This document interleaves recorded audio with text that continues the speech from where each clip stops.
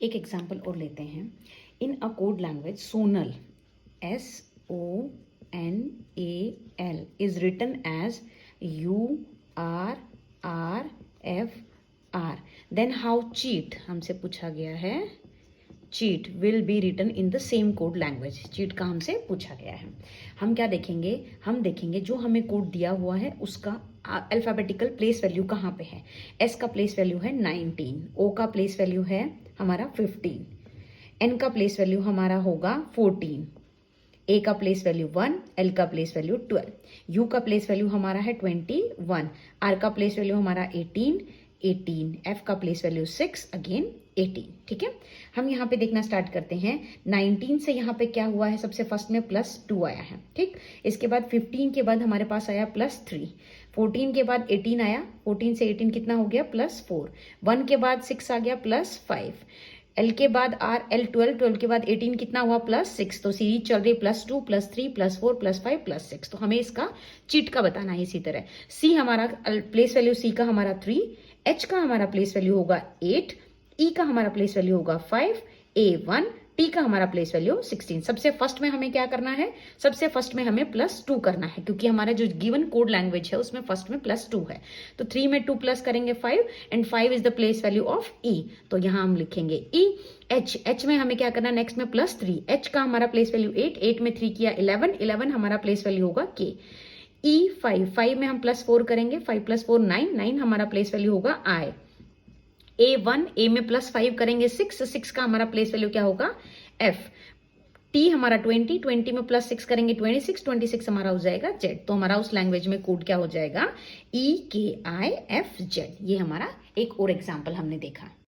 अब हमें एक एग्जाम्पल दिया हुआ है। In a certain code language DARK is written as HVXD, then how note will be written. हम यहाँ पे लिखते हैं DARK and it is denoted as HVXD, how note will be written।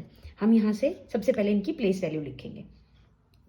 D की प्लेस वैल्यू 4, ए की place value 1, are की place value 18, के की प्लेस वैल्यू 11, एच की प्लेस वैल्यू 8, वी की प्लेस वैल्यू 22, एक्स की प्लेस वैल्यू 24, डी की place value 4।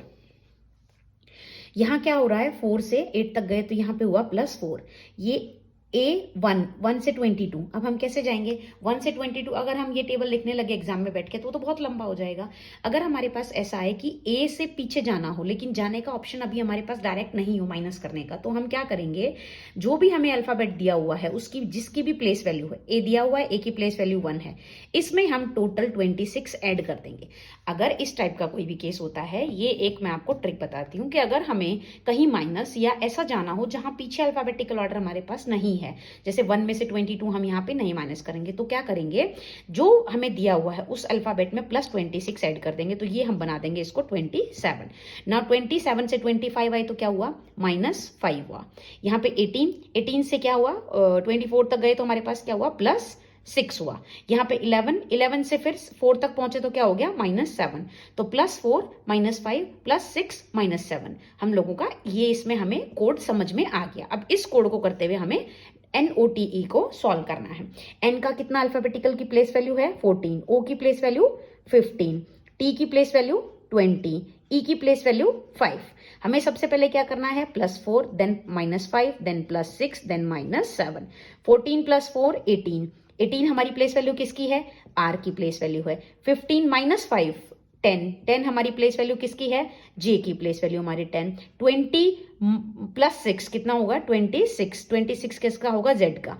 5 minus में 7 करना, 5 में से 7 वापस हम कर नहीं सकते, तो क्या करेंगे, हमें 5 में +26 कर देंगे। तो 26 + 5 कितना हो गया, 31, और 31 में से हमें 7 माइनस करना है। 31 में से 7 माइनस करेंगे तो 24, और 24 प्लेस वैल्यू किसकी है, X की। तो हमारा कोड आ जाएगा RJZX। ये हमारा एक एग्जाम्पल और हमने देखा। एक एग्जाम्पल है, if Kajal is written as in this code, how Monal will be written.